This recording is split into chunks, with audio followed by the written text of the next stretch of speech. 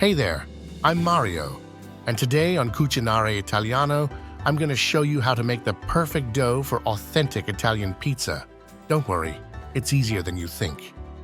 But first, don't forget to subscribe to the channel and leave lots of comments. Now let's get started. You only need a few ingredients for this recipe, and for 4 pizzas, you'll get around 1 kilogram of dough. Double O flour, 500 grams for a stretchier dough. You can use 100 grams of Manitoba flour and the rest double O flour. Water, 300 milliliters at room temperature, not cold, trust me. Fresh yeast, 12, 15 grams or 4, 5 grams of dry yeast if you have that. Salt, 10, 15 grams. Extra virgin olive oil, 2 tablespoons optional, but it really enhances the dough. Sugar, 1 teaspoon, just a little to help the yeast rise. Let's get started. 1. Activate the yeast.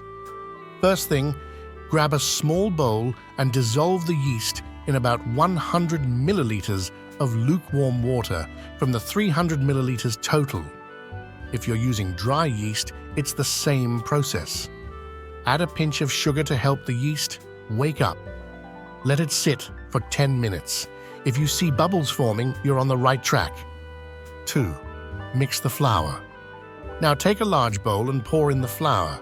Make a well in the middle, the famous A Fontana, and pour in the yeast mixture. Start stirring with a fork, slowly bringing in the flour from the edges so it mixes well. 3. Add the remaining water. At this point, start adding the rest of the water little by little while continuing to mix. You should end up with a smooth, soft dough, not too sticky though. 4. Add the salt and oil. Once the dough starts coming together, it's time to add the salt and oil. Now it's time to get your hands in there or use a stand mixer if you have one. Knead the dough for a good 10-15 minutes until it's nice, smooth, and elastic. If it's a little sticky, don't worry, just keep kneading and it will come together. 5. Time to rise. Shape the dough into a ball and place it in a bowl lightly greased with olive oil. Cover it with a damp cloth or plastic wrap and let it sit in a warm place. The oven turned off works fine.